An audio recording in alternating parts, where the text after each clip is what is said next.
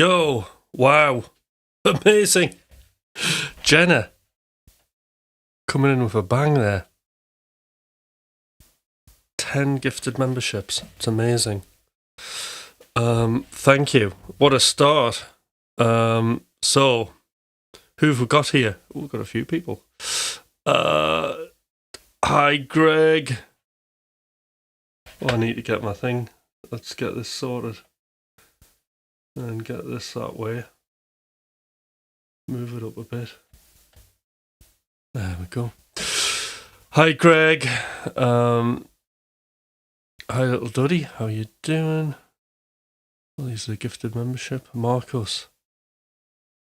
You Arch. Chris Holland. The other dude guitar.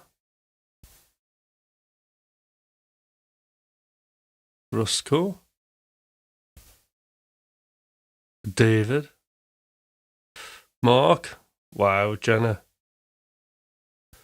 There's Bella. Hey, can't stay too long, but I'll get some stuff over to you, Tim. Very cool.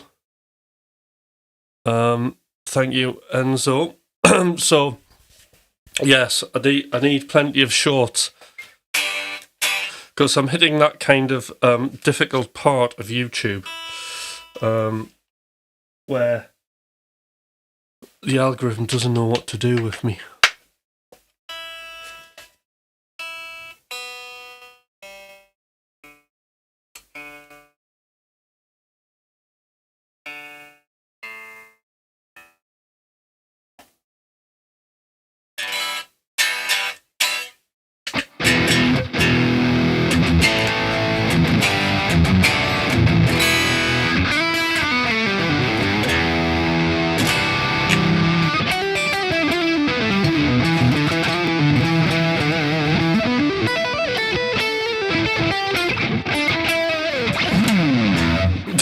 There we go, what a start.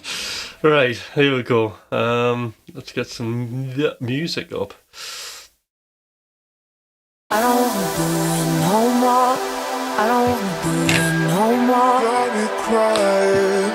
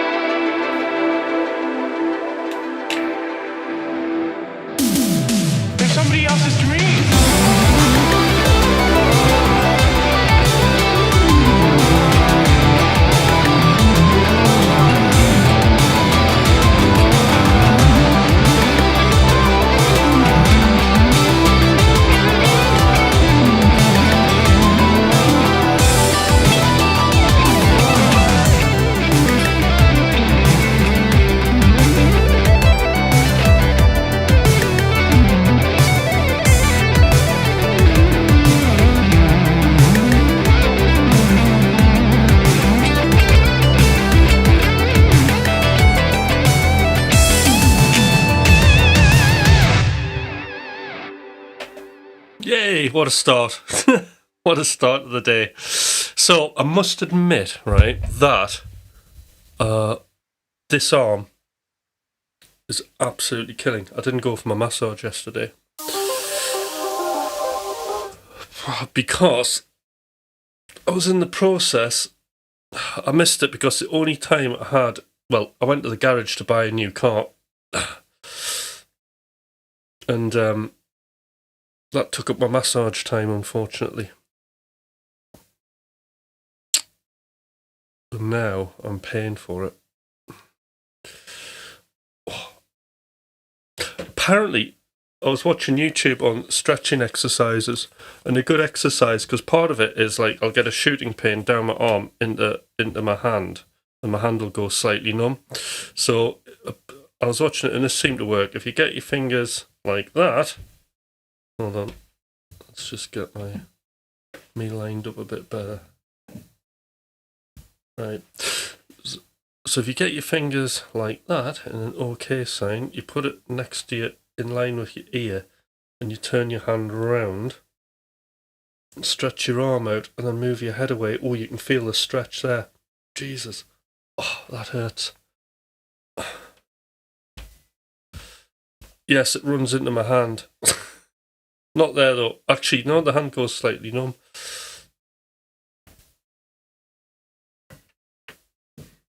Oh. Love the clips you've been doing for Tim. You have an amazing night. There you go. Enzo.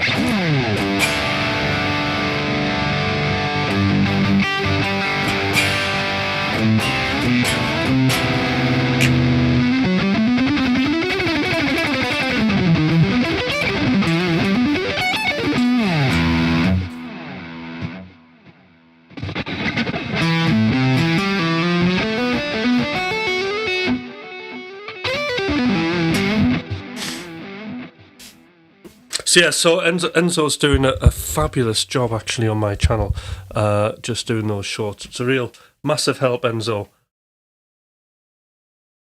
because I'm that busy. Like, just doing the shorts is like a ridiculous time. It's just I haven't got the time.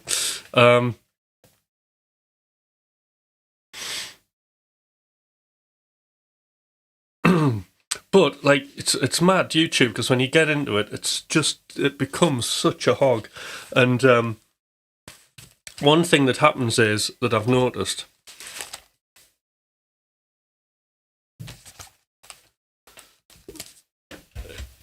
is if you take some time off, it'll punish you. It'll like not put your channel out to anybody for a bit.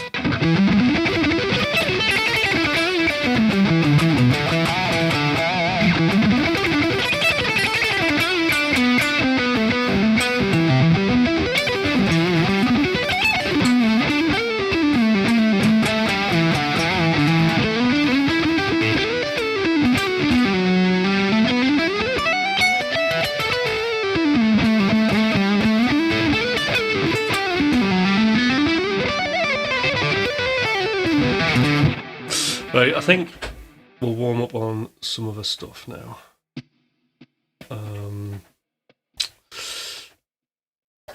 Funk will do.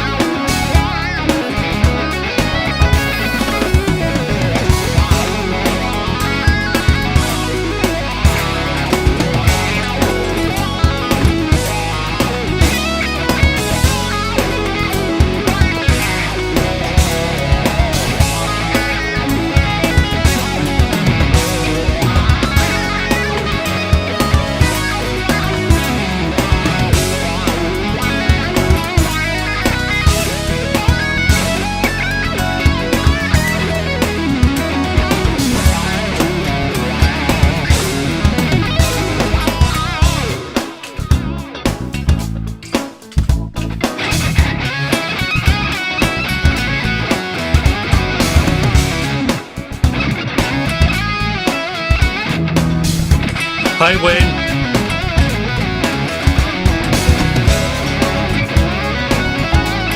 Well, stay awake for a bit.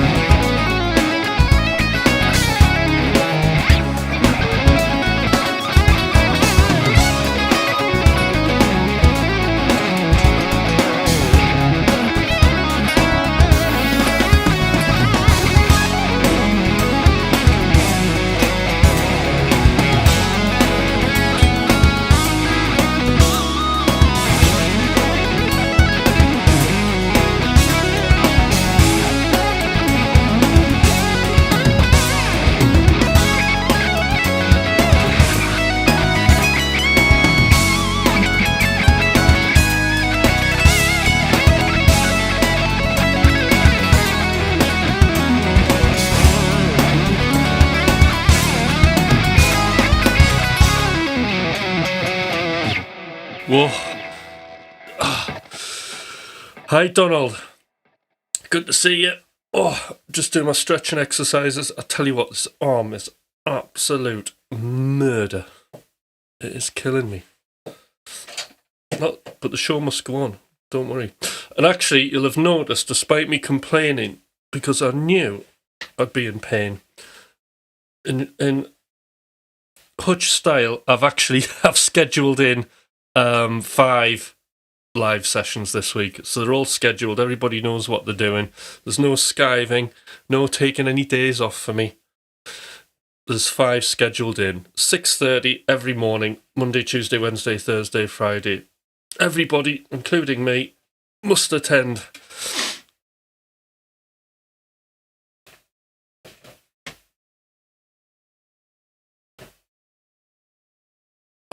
Don't worry, I'll push through this, Kurt.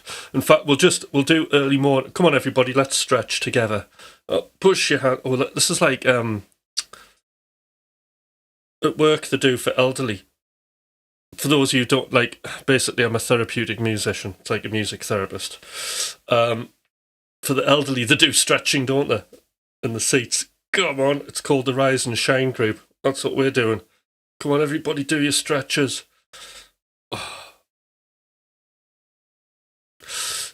Do yoga, Tim. Enzo, I can see you in your yoga outfit with your headband on. Like, but that's what I'll do. Exercise with Hutch. Right, anyway. Oh, I brought a tear to my eye, that.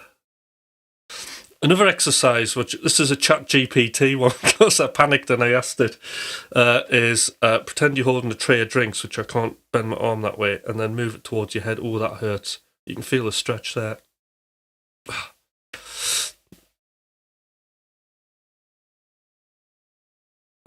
If you don't do it every day, you're no good. God, right, okay. Enzo, are you a yoga expert? You could do a yoga session with me.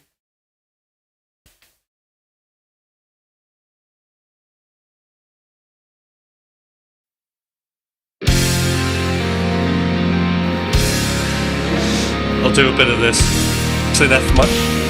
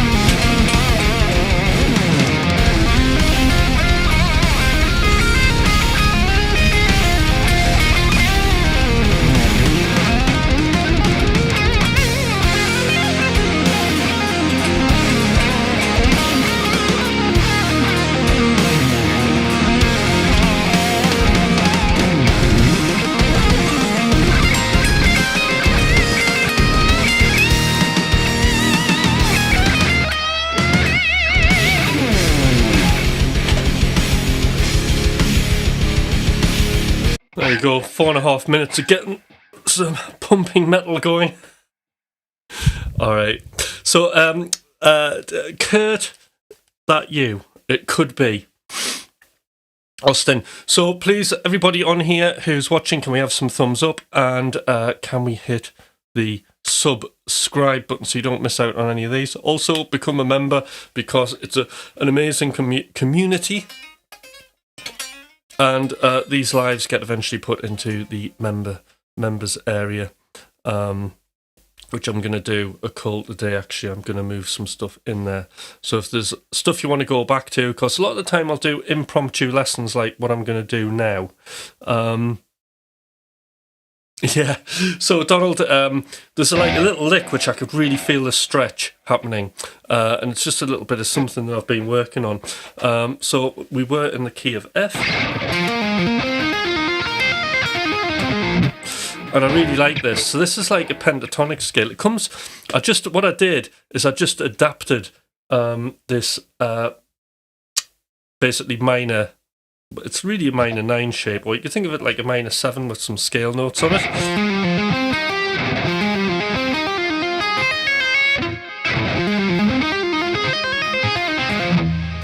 But I just put it into the pentatonic, okay? And hi Brenda, how you doing? Oh, and there's a roller. Hi. So please subscribe. So what I'm doing here is,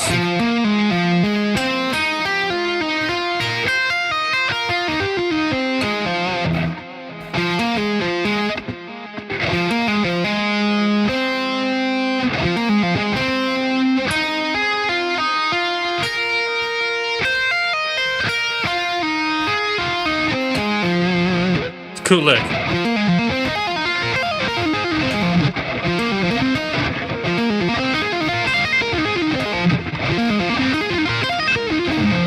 If you want to do it with hybrid, you can do it that as well.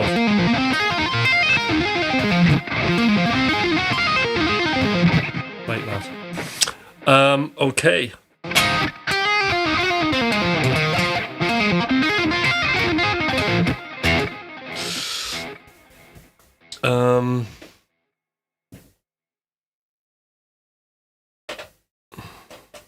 I'm back.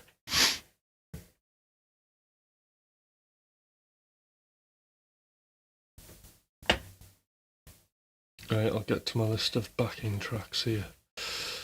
Okay.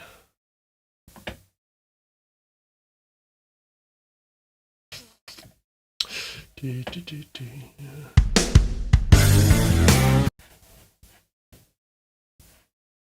Oh, don't like that track. What's this one?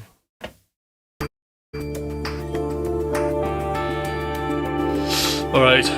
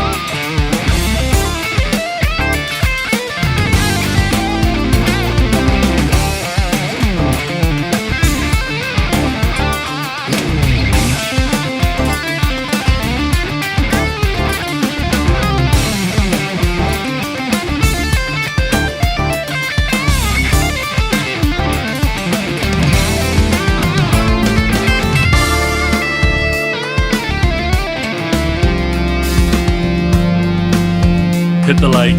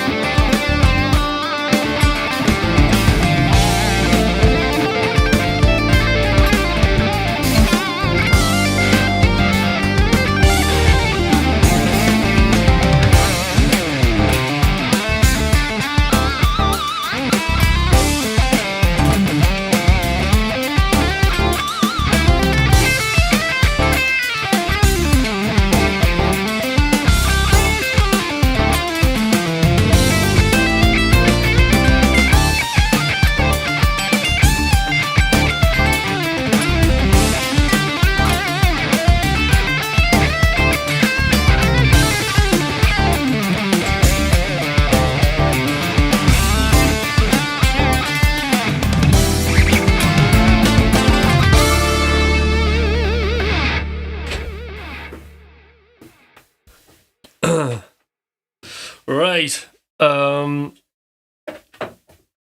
So anybody want to ask any questions about guitar or anything like that? I'm here to answer anything.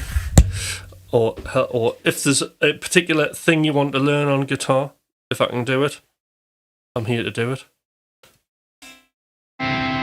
What was the name of that one? Funk Fusion Guitar Backing Track in D minor.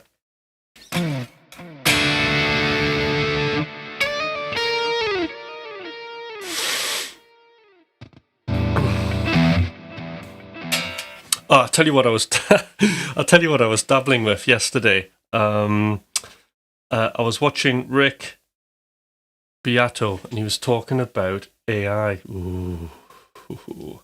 So, and then how like a lot of like Nashville songwriters are demoing tracks using Suno, and I thought, all right, this is interesting. Now I do have Suno, and I have faffed with it. Yeah, G minor. Yeah, it's a G minor. That would if it was in G minor, that would be Dorian, but the scale notes are the same. Yeah.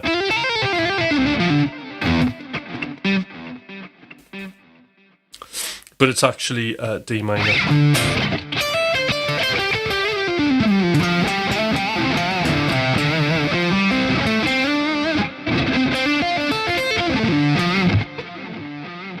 And I definitely know it's in D minor because the that minor sixth on that B flat doesn't sound very good. If you're in Dorian though, all the notes sound really good.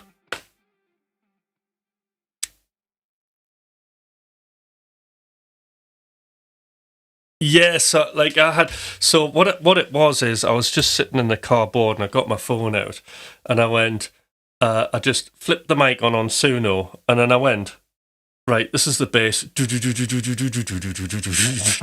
I sang all the synth parts. I went, I want some John Carpenter type hi-hats, like on Assault on Precinct 13. So the hi-hats are going to go. So I did all of this, then I sang the melody. And then it spat something out and it was quite good. And I thought, you know what? I would nearly use that. It's like 70% half, like, okay. But what I might do is I'm going to do a collection of these and jam over them. How about that? But it's quite a good way to sort of write. And then I would have to... Because actually, I don't think... It totally misses out. Anything that I would do, the character that I would put in the track just isn't there. But you can tell the melodies are me, but like done by somebody else. It's like I've been working totally with a different producer. It's weird. It's a weird experience. So it's a start.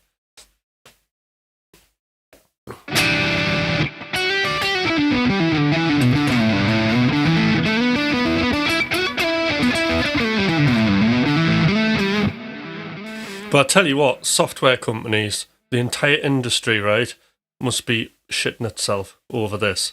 Because it's like, it's if you can just vaguely sing into it, and then it's going to do, it does the song structuring quite well. It literally, the track, right, that when it spat it out, it had all of the kind of moves that are typical, like Calyx or Pilot would do, like in synthwave. It was basically their drum sounds. The way, particularly Pilot came across, like how you do his like filter sweeps, how you do his bit, all of that was like there. It was just absolutely for what? Well, basically no money. Very little money. It's incredible.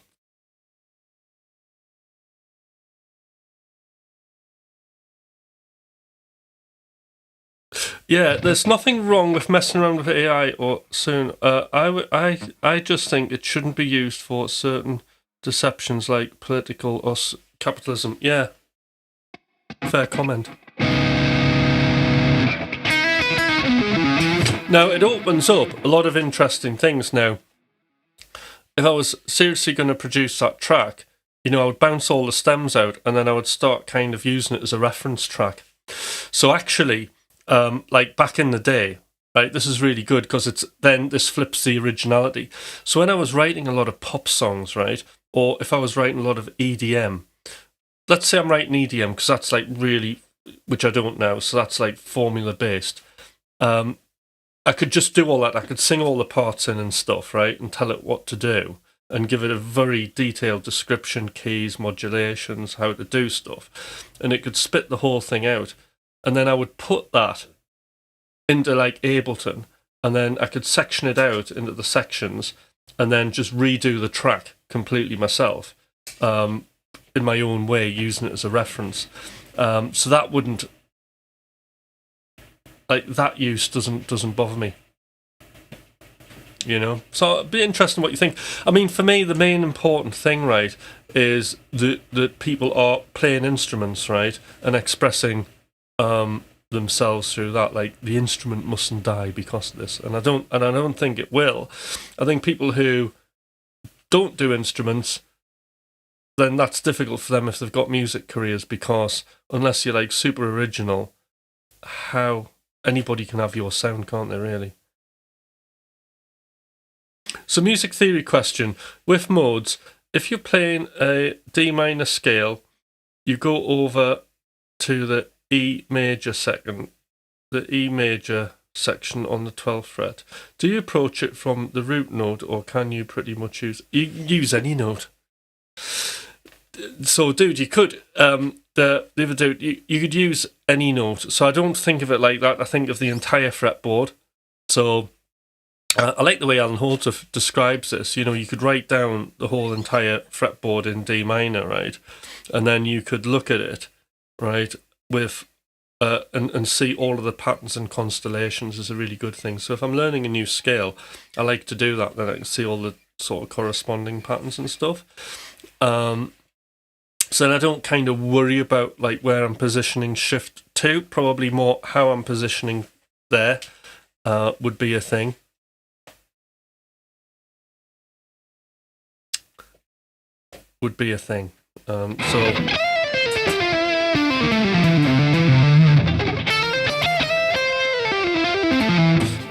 I just say it now, in terms of like any note, it doesn't really matter. We're in D minor here, but there is what we call an avoid note. So if we took this track, right, that I've just jammed on, there will be that, I'll play that note that I call the avoid. So that note's in tune, but you can see it has so much tension it wants to resolve. So you can only use it as a passing note. But any other note will be fine.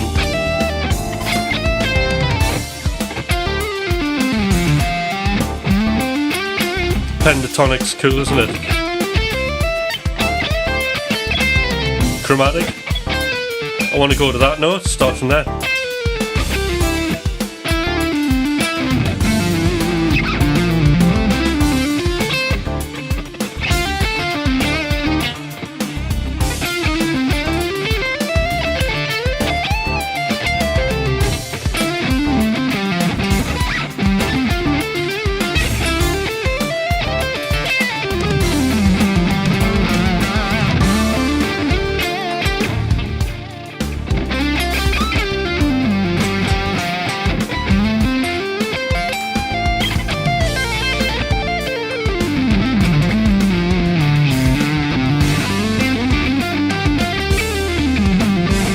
Yeah, so from a coaching point of view, okay, of a dude, let's have a look at this.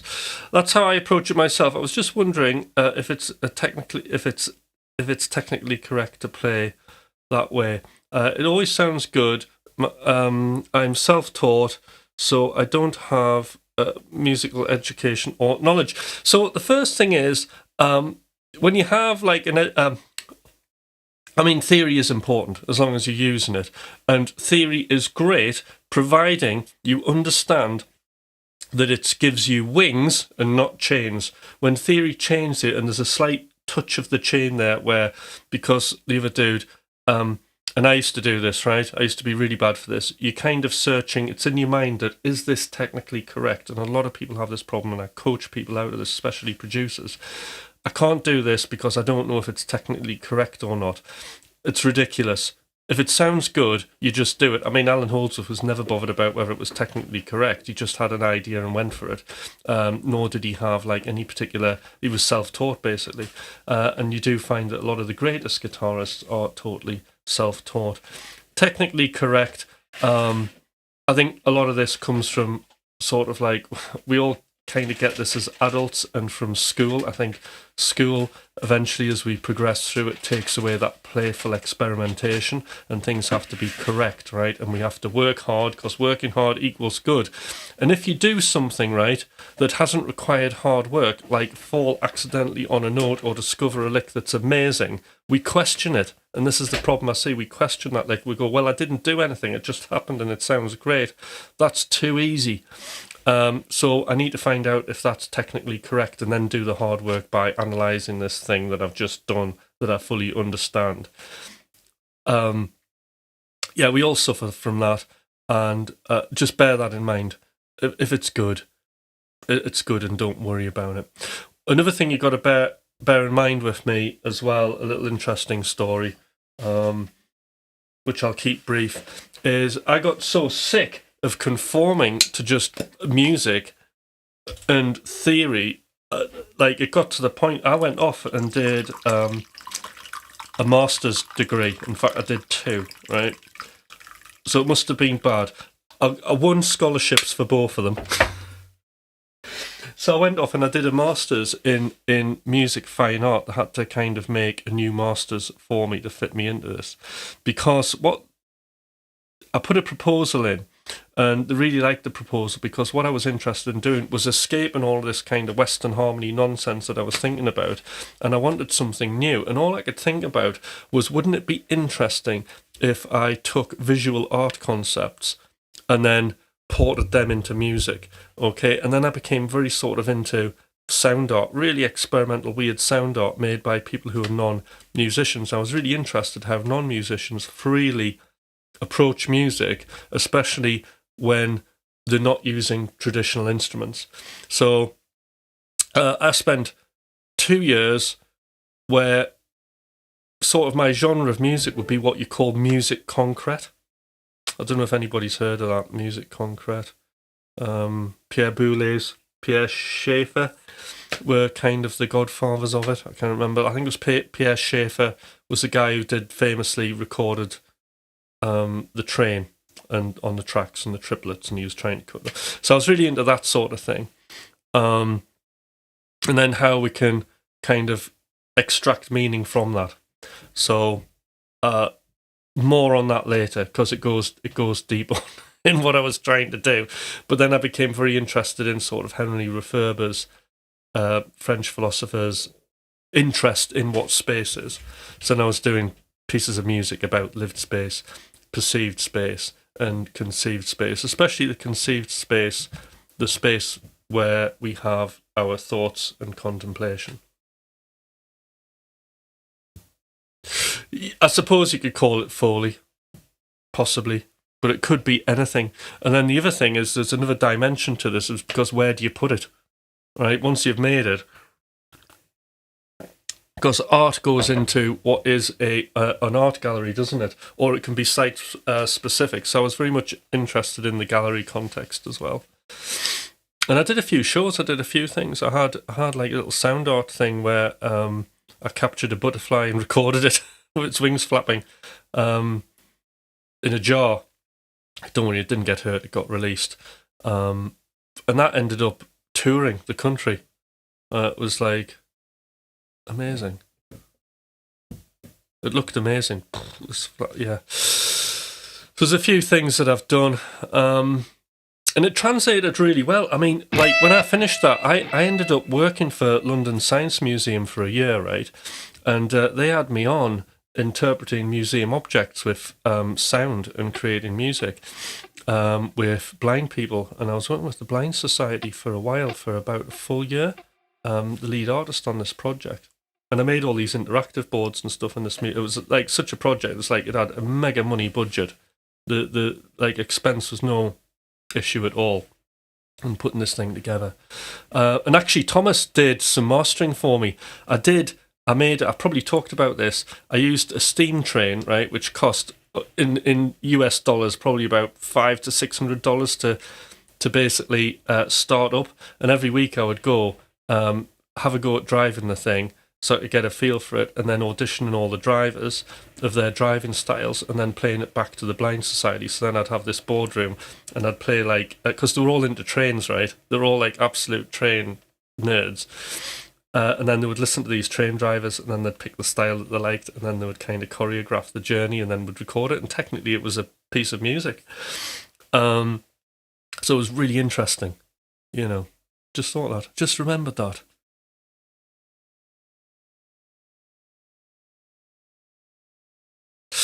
If you've ever seen me, you wouldn't never believe I'm middle-aged.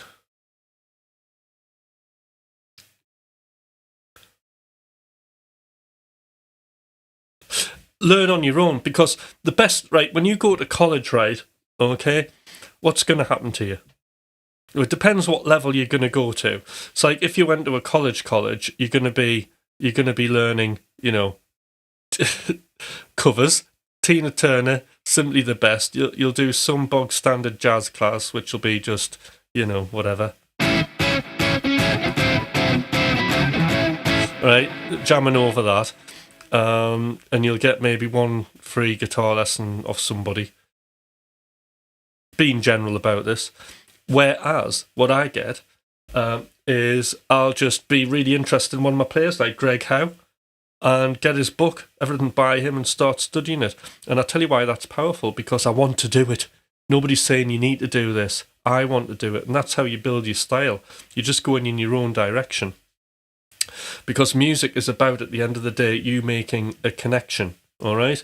And really, it's cost effective and time effective if you just take that journey and take ownership over it, okay? There are certain things you need to learn, but learn what you need to learn from your personal experience. So whatever you're experiencing now, the other dude, and I do like brainstorming, or I'll do my wins, problems, and opportunities, right? This is why it's so powerful, because I always know what I'm going to be working on next. And the things I don't want to work on, that maybe I should be working on, I don't work on. And I look for the things that I do want to work on. And sometimes you find that the things I do want to work on negate the things that I don't want to work on, because I'm making the moves forwards that I want at the time, and I'm solving the problems that are relevant.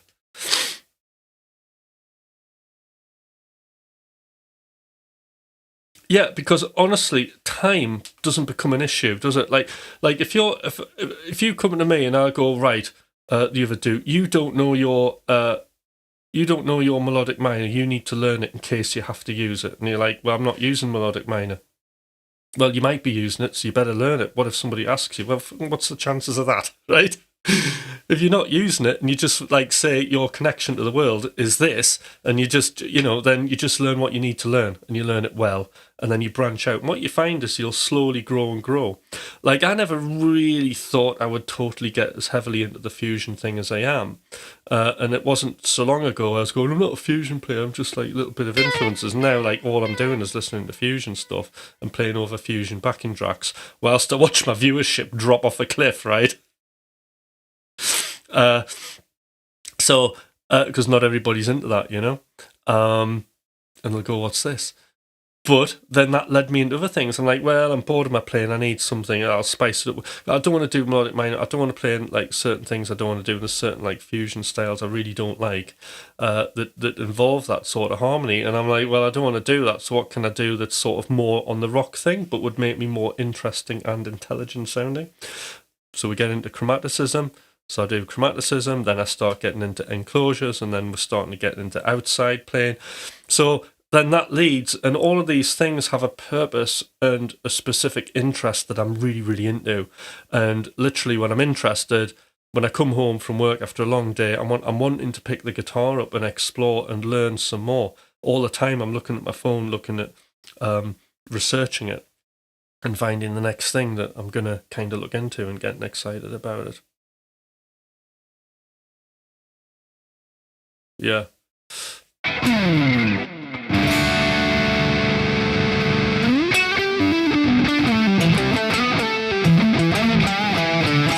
Hold on, which metal bands are using melodic minor? You mean harmonic minor? So that's melodic minor.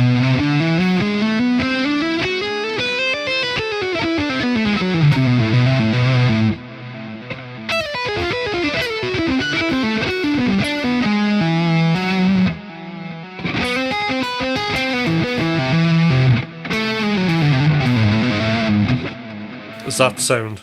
Harmonic minor. Harmonic. Well, harmonic minor is just a natural minor scale with the 7th raised.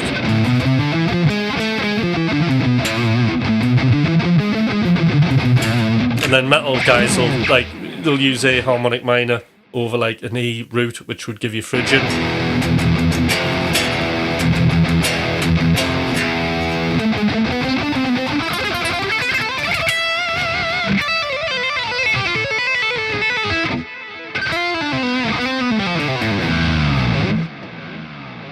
That kind of thing.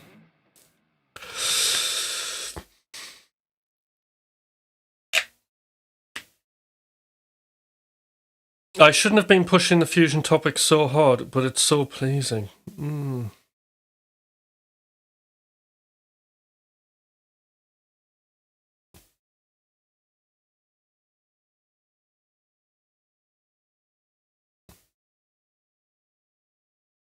So yeah, some interesting things there. Right, should we have some more likes? Subscribe.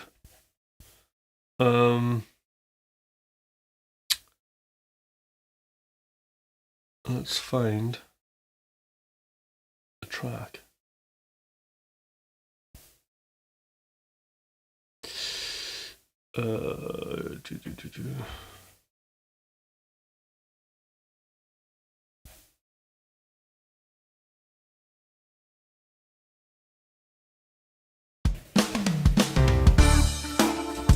I'm doing that. What's this one?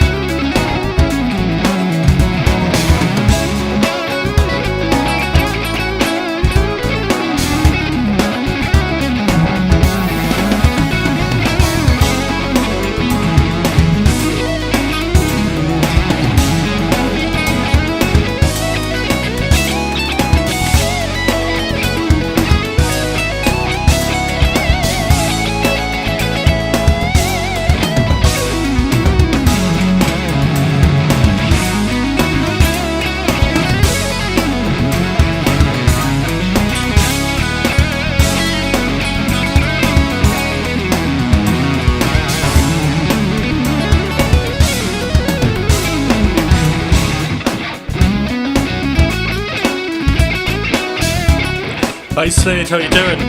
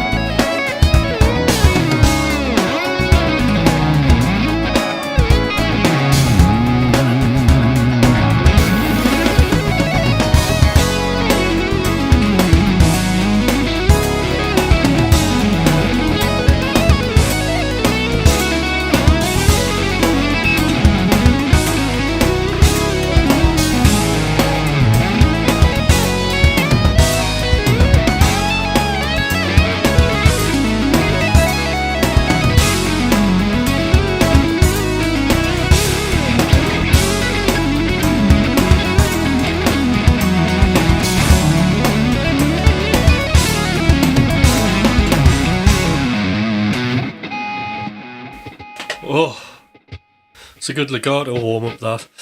So actually something I was trying to do there is I'm trying to take away some of the legato bit, the pull-off sound. So I'm always trying to reduce that. That's something I'm really economizing on.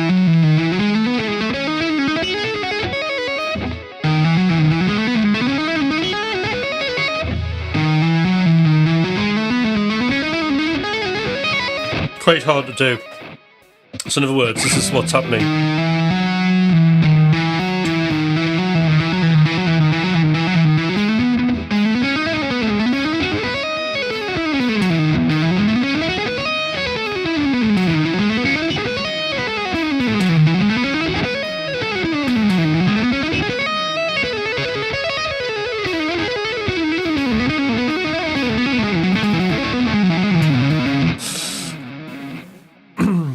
It sounds, I suppose it's hammers only is what you would call it. So Alan Holdsworth didn't like the pull-off sound.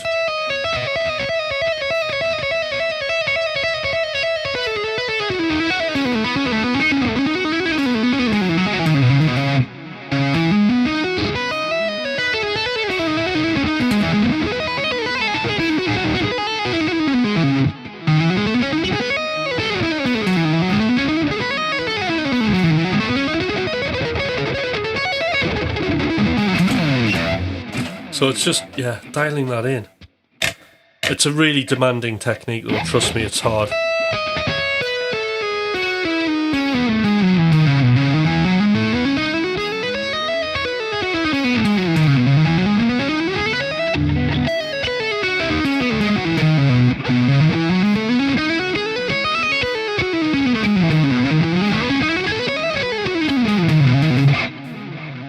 Yeah, it's a killer.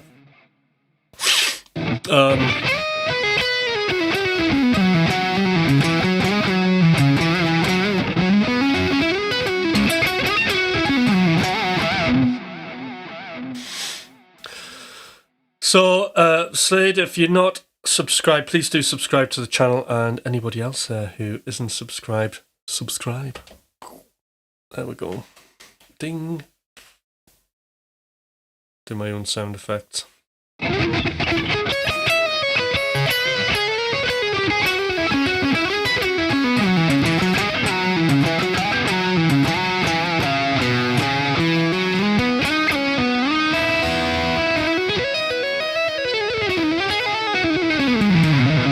Yeah, it sounds amazing. Definitely.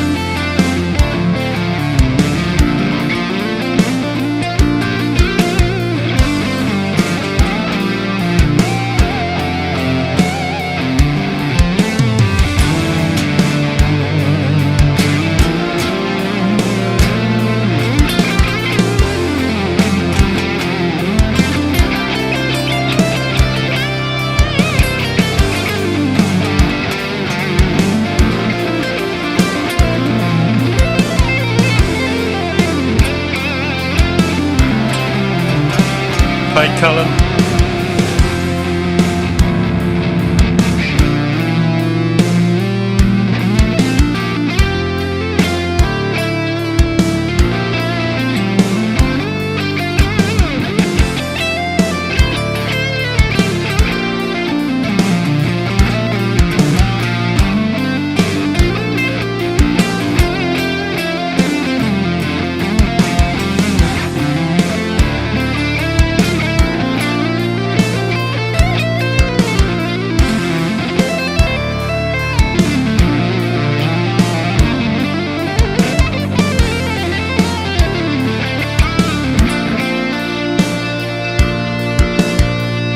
All right, Perry.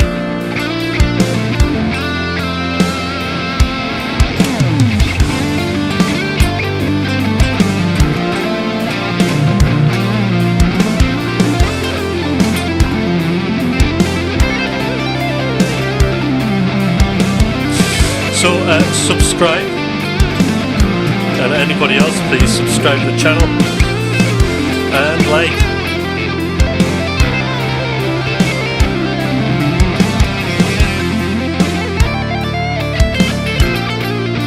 See, I find it quite hard playing and talking at the same time.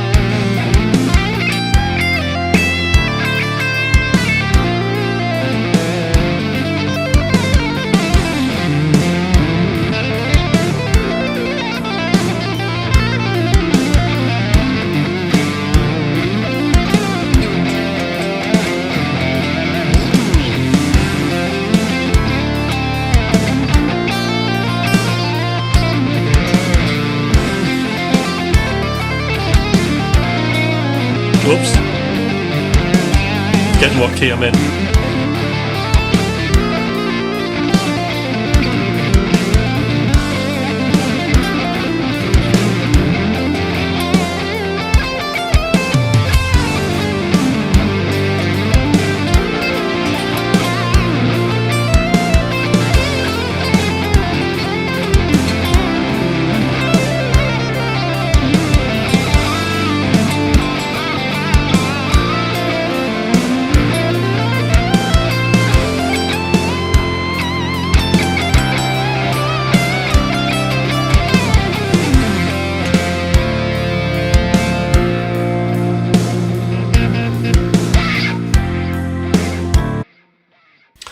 Yes.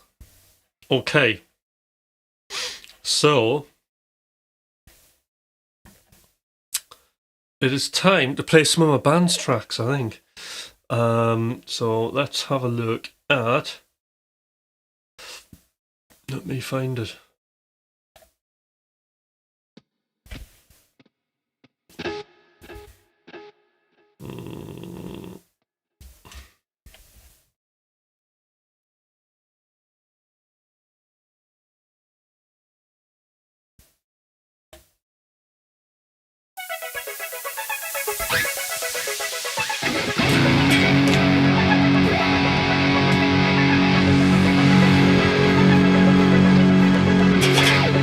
From UK, northeast of England.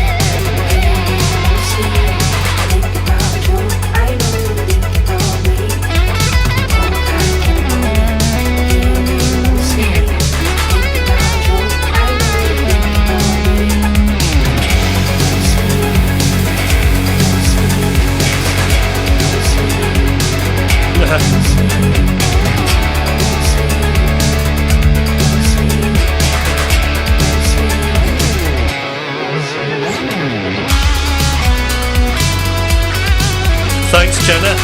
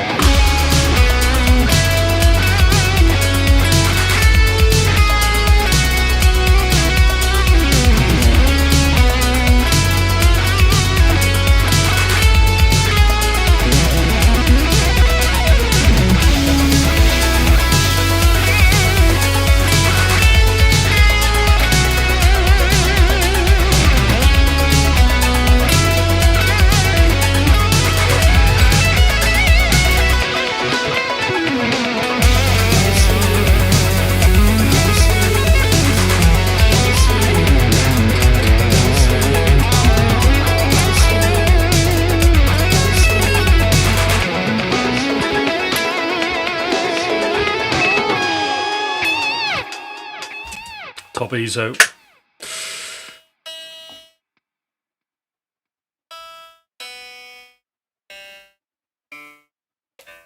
So it is. So thank you, Jenna. Thank you, Jenna. Where's Jenna?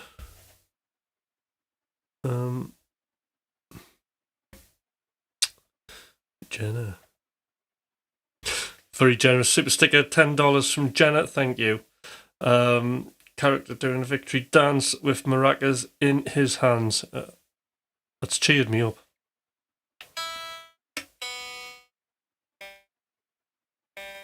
Not that I was down. But, yeah.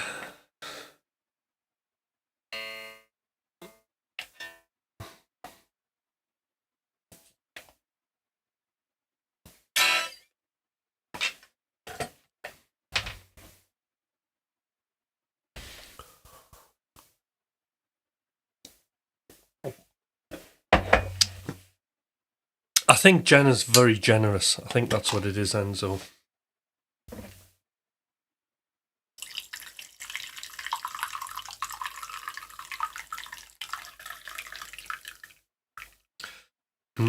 Thermos flask spilling on my leg.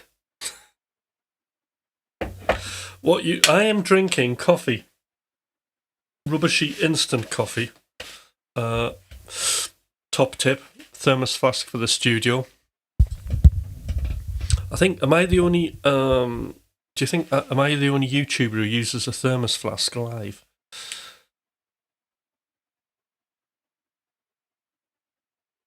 Fuck, I couldn't drink playing the way I do. Can you imagine?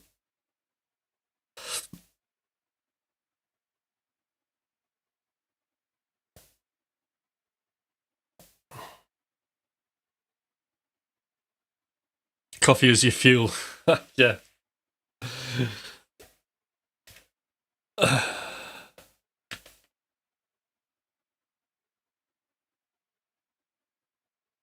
You haven't seen anybody else, you say? That just shows you the innovation on this channel, doesn't it? Any questions? Anybody want to talk about anything?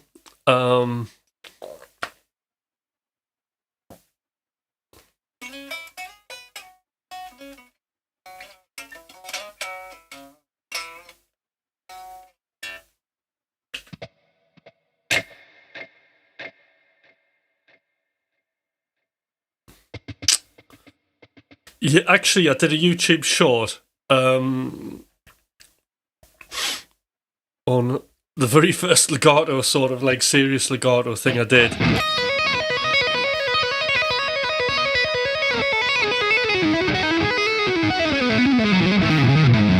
It's a really handy pattern, you can just move it about.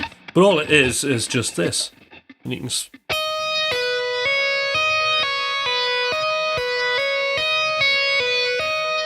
so, no pick, I'm just hammering on with the forefinger. Pulling off to the first.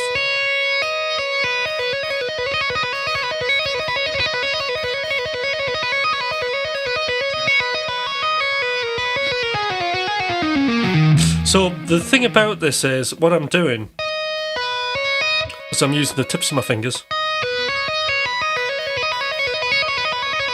And I'm not hammering as hard as you think.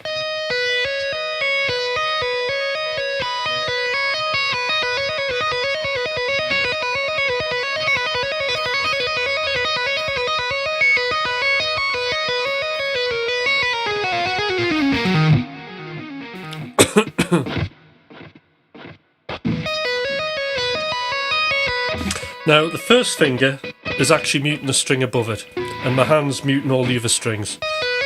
So that's how we're getting the clean, that really clean sound.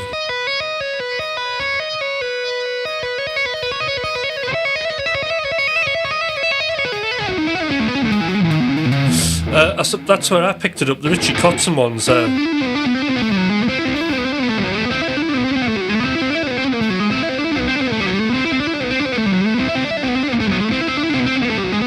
Off the REH video, but yes, it is. It's also a Yinghui picking sequence.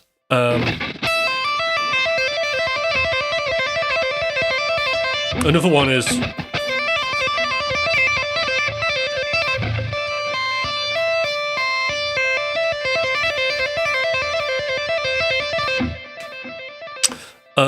but really and then the other thing is like doing your scales. So start, you can do 3 notes per string, but 3 notes per string can be limiting because of this position shift you get. So you need to be able to do 2 at some point. But for legato, very handy.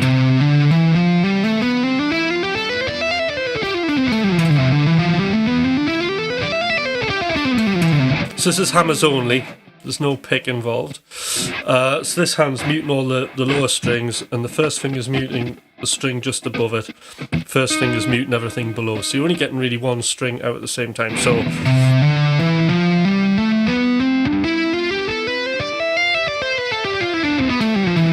So the first thing that's quite tricky about this is getting your first finger so it's not lazy.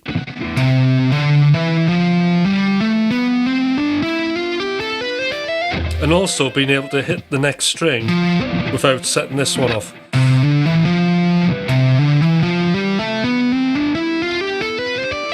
And the main thing is you're listening to the notes and you're working on the tone as well, because the tone, say that the tone is in your fingers.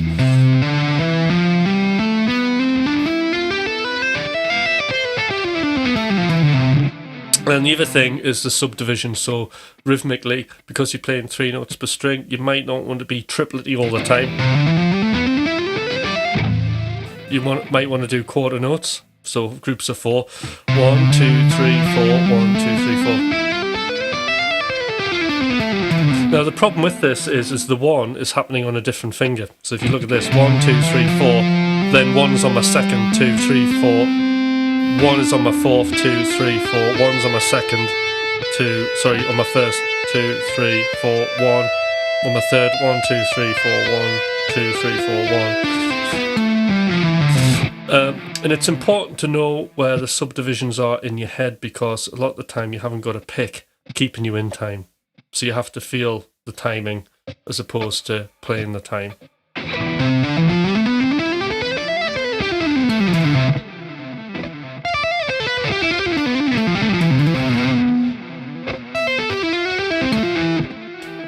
And then you get this nice smooth sound.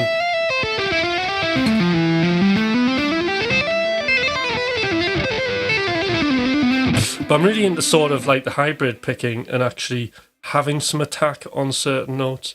So I'm really into this sort of like adaptive style of picking, where it's just a mixture of anything. It's like totally freestyle. So it's like something like that. If you look at this hand, if I can get into shot, there's a lot sort of going on there. Let's get into the camera a bit. So we've got...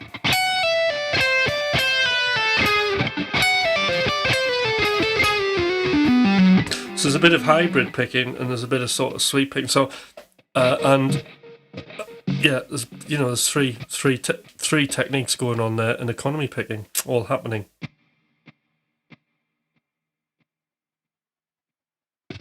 Yeah, I tend to play through my pain.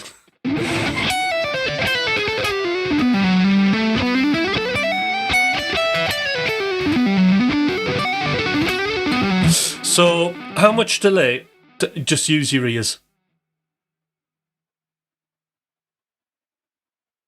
So, like, sometimes you'll hear, so my delay is sort of just in the background as a bit of sort of ambience, so it might seem quite loud when I'm playing here, but when you hear it with a track, a lot of it's absorbed, isn't it?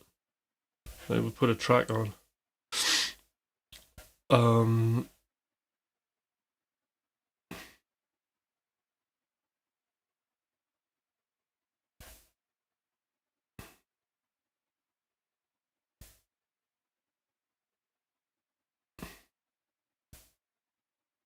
I'll just put a bit of this on.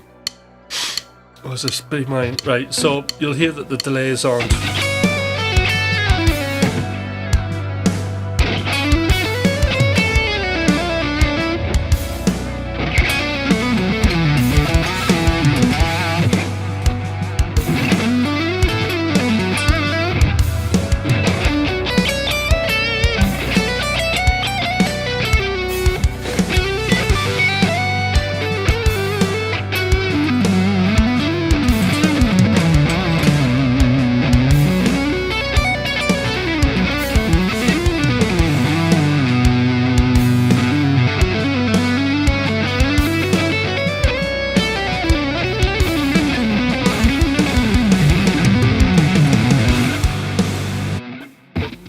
So it's just using your ears and getting it to where you think it might work. The other thing I use is a ducker on my delay. So when I'm playing, it's turning the delays down, and when I stop playing, the delay becomes louder. Hear that? You can hear it jumping up in volume.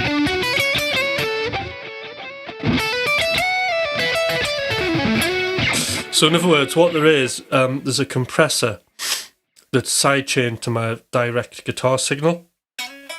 So when I play, it turns the delay down, and when I stop playing, the delay comes up.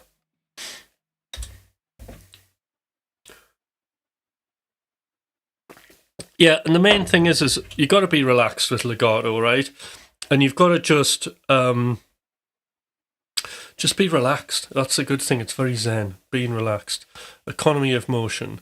You just need to play as much as you need to play to trigger a note.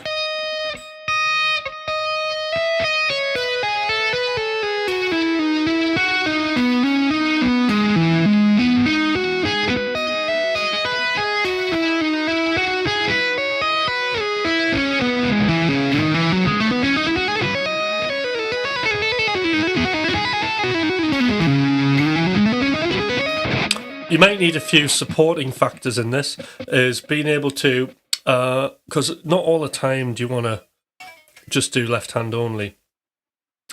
So there's a midpoint where we can use our first finger, hybrid finger, just to kind of help notes. So you're kind of attaching flesh to flesh, really. So you might have...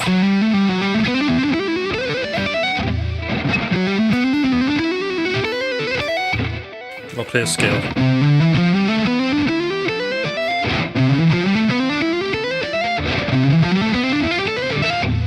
So I'll do that, and if you watch my first finger, it's just tickling the string.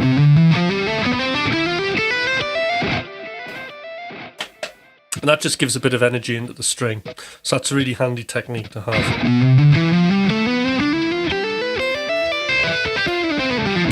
Now when I'm descending, I find that really awkward to do. So I tend to use my pick in a sweeping motion.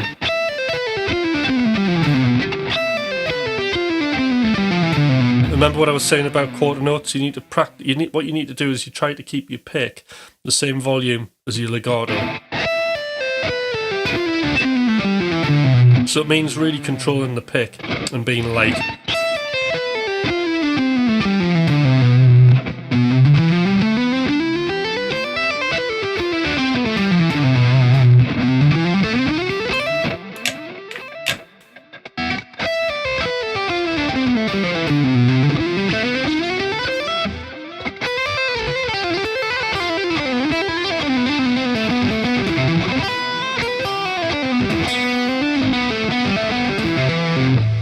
So I like that sort of vibe at the minute where you can see there's a bit of action happening here with the pick and hybrid thing going on.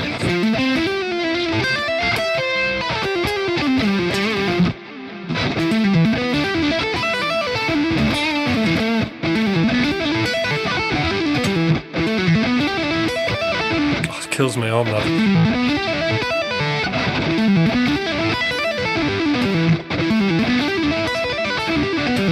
There you go.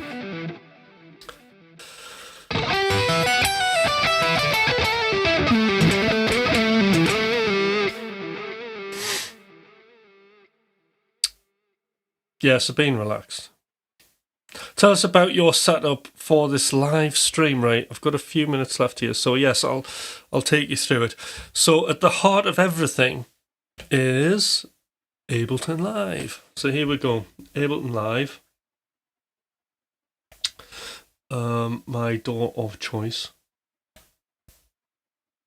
So I've got lots of things set up on here.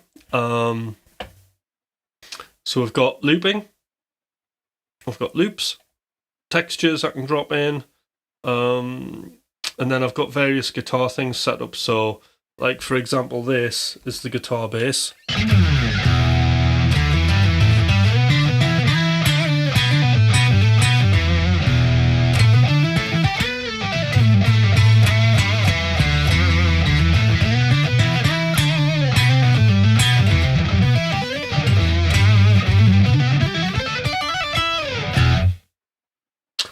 We've got like a pad sound.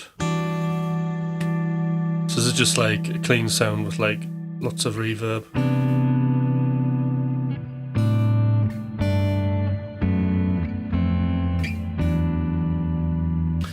Ambient. So it's got your grain delay.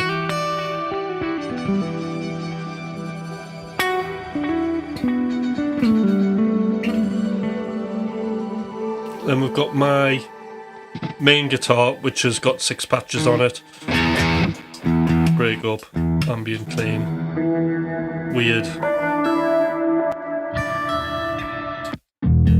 bass. So that's got like loads of stuff on it.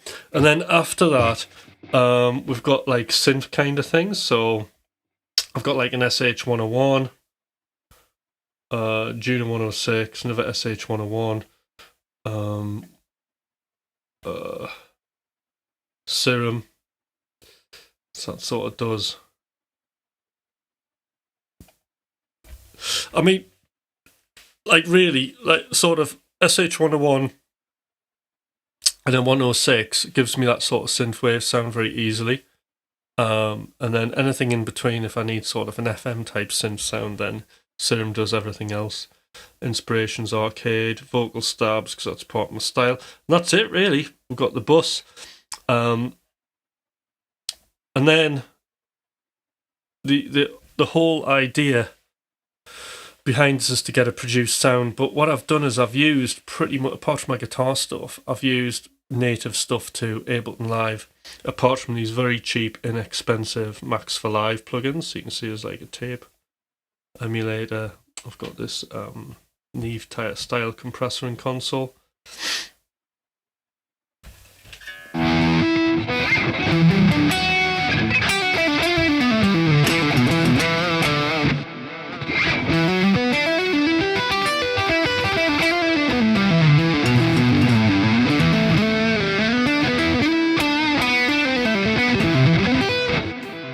So the MIDI pedal is I've got 2 MIDI pedals. I've got Live Logic, which is a looper and has some effects on it. So I'll have things like the reverb.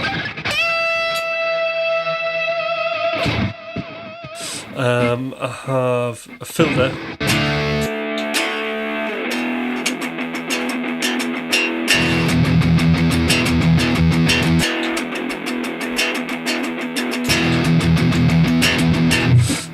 And then a stutter.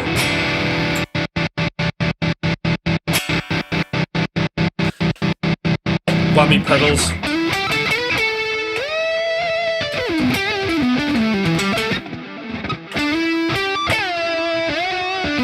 So one goes up, one goes down. And I have a freeze pedal.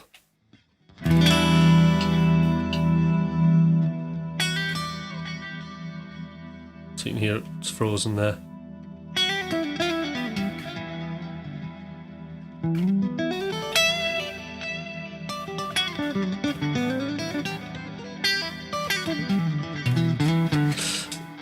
Now, I have one additional thing that's coming on. Actually, I've got a pedal on order today, which should be here.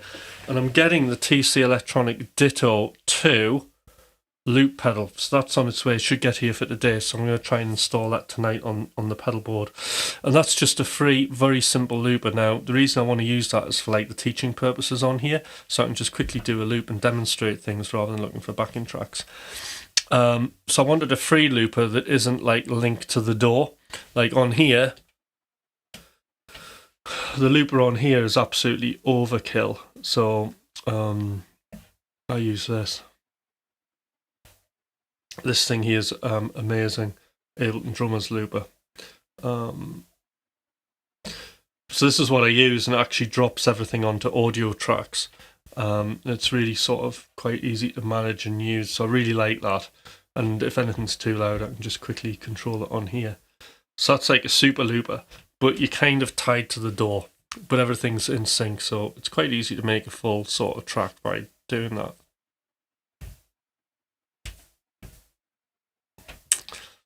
I try it, I just literally on YouTube control the volume, and whatever's in my headphones should sound good. Should be like about the mix. of what you're getting. No, it doesn't have a drum machine included. I just wanted a basic looper. Everything else, anything that's sort of like tempo synced like that, is down to Ableton, because I've just got so many more like options, really, you know. Like here, you know, it's like I can quickly just drag a drum loop in. I can just quickly drag a drum loop in. Set that away. Oh, right, let's try again. Right.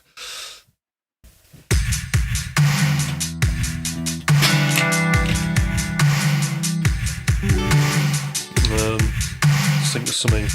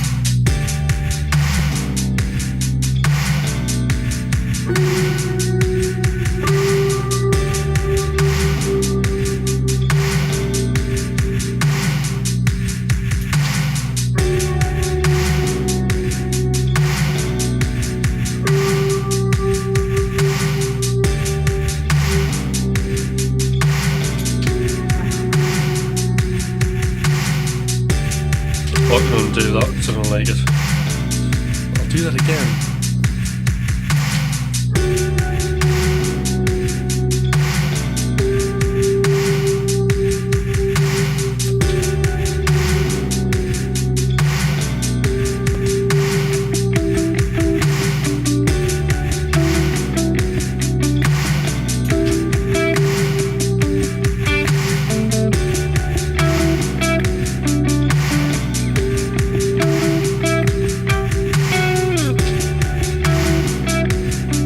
There you go, it's got a track in no time at all.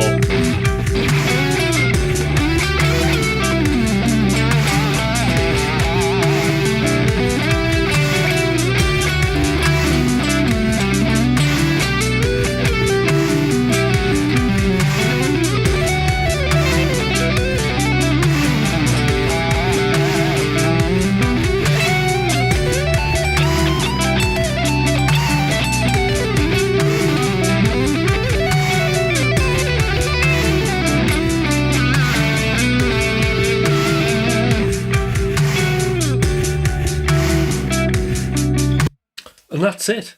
That's basically how we roll with that. My set was bare bones, just a line 6 pod and some creative tone designs. That's all you need. Limitations is where the artist lives, the other dude. So that sounds like a good setup. I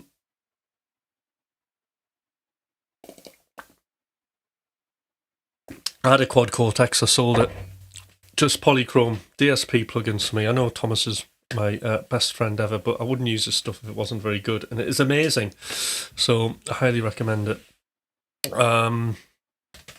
Right, that's it for me, guys. It's been a great stream. I'm gonna have to go, and I will see you guys tomorrow morning. It's all scheduled in, and I'll have the TC Electronic Looper. Hopefully, I'll change the title on the live.